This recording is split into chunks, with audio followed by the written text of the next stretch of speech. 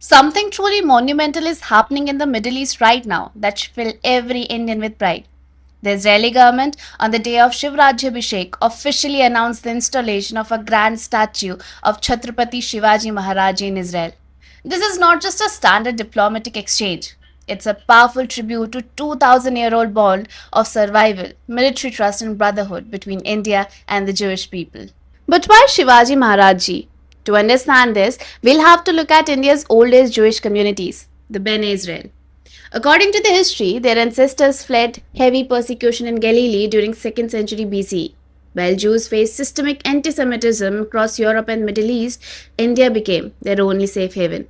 They suffered a terrible shipwreck and washed ashore on the Konkan coast of Maharashtra. Local Maharashtrians welcomed them with open arms. Over the centuries, the Bene Israel community completely integrated into Maharashtrian life. They adopted the Marathi language, wore local attire, and added the village suffix kar to their surnames. They became so much part of India that they were nicknamed the Shanivar Telis, or the Saturday oil pressers. Why?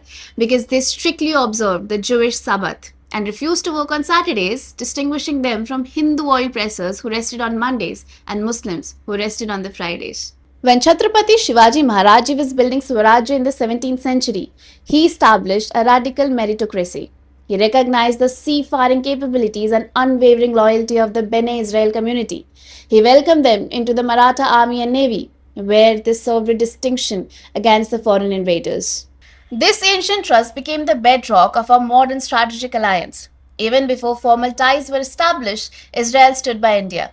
In the 1965 and 1971 wars, Israel provided critical ammunition and intelligence to India. During the 1999 Kargil War, when India desperately needed high-altitude laser-guided munitions and other global powers hesitated, Israel fast-tracked deliveries. Today, thousands of Marathi-speaking Jews live in Israel, still fiercely proud of their Indian roots and still celebrating Shivaji Jayanti. From co-developing the Barak 8 missile systems to forming the I-2U2 West Asian Quad, both nations are signaling that modern military and tech partnerships are best built on the foundation of centuries-old gratitude. India remains a unique historical anomaly, a land entirely free of systemic anti-Semitism.